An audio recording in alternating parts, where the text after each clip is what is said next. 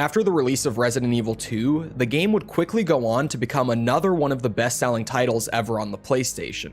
Knowing that they had to continue to cash in on the success of the Resident Evil brand, the team at Capcom would quickly get to work on making a new installment for the franchise. During the pre-production process of this new title, a planned port of Resident Evil 2 for the Sega Saturn was cancelled due to hardware limitations, which upset some of the leadership at Capcom.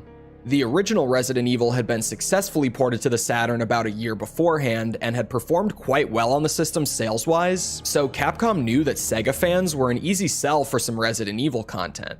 This would lead some higher-ups at Capcom to request that Shinji Mikami shift development of the next mainline entry to Sega's upcoming Dreamcast console, which would be a much more powerful system than the PS1, much less the Sega Saturn. The team had recently actually decided to scrap an RE3 build that they were working on for the PS1, so he was glad to do it, and work on the Dreamcast title would start soon after, but there was one more complication. Sony was trying to negotiate with Capcom to get the exclusive rights to this upcoming Resident Evil 3, and they wanted it to release exclusively on one of their systems. And the money Sony was offering must have been pretty good, because Capcom made an effort to compromise with them on the matter. At the time, there were multiple Resident Evil branded side projects in the works, and one of them was going to feel very similar to the first two games.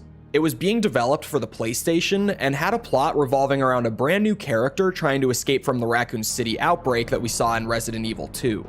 So the deal that Capcom and Sony eventually came to is that they would turn this specific spin-off into a mainline entry by slapping that big old Resident Evil 3 title on there and changing the new character to instead be Jill Valentine from the original game. And after about a year and a half of development, Resident Evil 3 Nemesis was released to the world in September of 1999. So would this beefed up spin-off be able to stand alongside the first two games in the series, or would its origins as a side project leave it feeling like the weak link?